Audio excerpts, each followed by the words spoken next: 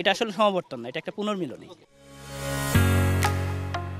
ঢালাইয়ের সেরা premier cement. আসলে আমাদের ক্যাম্পাস আসলে এত স্মৃতিময়, আমরা 7 বছর এখানে স্পেন্ড করেছি।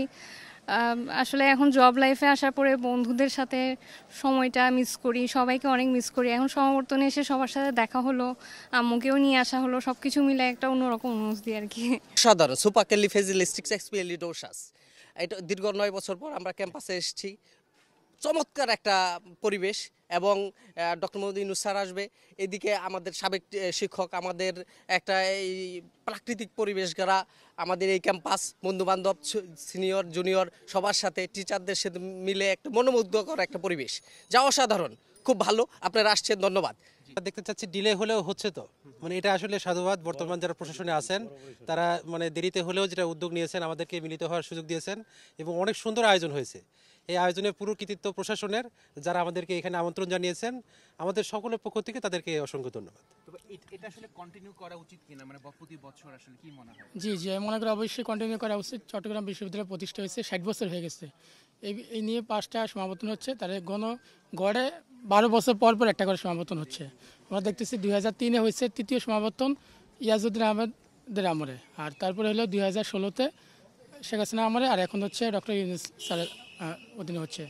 তো এখানে সমাবর্তন না হওয়ার সবচেয়ে বড় কারণ যেটা, যে যখন যারা রাজনৈতিক দলে থাকে, ক্ষমতা থাকে, তারা মোটা অঙ্কের চাঁদা চায়। এই চাঁদা চাওয়ার কারণে একটা সমাবর্তন আয়োজন করা সম্ভব হয় না। তো দুটা সমাবর্তনই আমরা দেখতে পাচ্ছি, একটা হচ্ছে আপনার সাবেক তত্ত্বাবধায়ক সরকারের আমলে, ইয়াজউদ্দিনের আমলে, আর এই একটা হচ্ছে ডক্টর ইউনূস স্যারের আমলে। আর এছাড়া রাজনৈতিক আমার যত সবারই উদ্যোগ নিচ্ছে, এর আগেও শিরিন শারমিন চৌধুরী ম্যাডাম উদ্যোগ নিয়েছিলেন এবং সেটা ডেটও দিছিলেন, বাট মোটা অঙ্কের কারণে আমরা যেটা পত্রপত্রিকা দেখছি যে পরবর্তীতে সমাবর্তনটা স্থগিত করা হয়েছে। হ্যাঁ, আমরা অবশ্যই প্রত্যাশা করি। আমি 2011 সালে মাস্টার্স কমপ্লিট করছি, আর 2025 সালে এসে সার্টিফিকেট নিচ্ছি। এই সার্টিফিকেট আমার কোনো কাজে আসবে না, কিন্তু তারপরেও যে আমরা আনন্দ, আমরা যদি এটা টাইম টু টাইম পাইতাম, তাহলে আমাদের এই মূল সনদটা অবশ্যই কাজে লাগতো। আমার মনে হয় আমাদের যে প্রোগ্রামটি হচ্ছে, এটি সমাবর্তন না বলে এটিকে পুনর্মিলনী বলা যেতে পারে।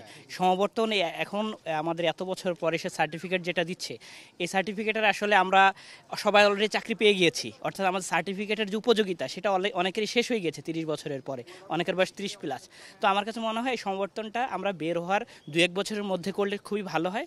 এই ধরনের পদক্ষেপ যদি আমাদের সবসময় যে আচার্য মহোদয়, উপাচার্য মহোদয় যারা থাকেন, তারা যদি এই ধরনের একটা ব্যবস্থা গ্রহণ করেন, তাহলে আমার মনে হয় খুব ভালো হয় যে আমরা রেগুলার জন্য সমাবর্তনটা পাই। পুনর্মিলনী চাই না আমরা, পরবর্তীতে আমাদের পরবর্তী ব্যাচগুলো যেন পুনর্মিলনী না পায়, সমাবর্তন পাই। এটা আসলে সমাবর্তন না, এটা একটা পুনর্মিলনী।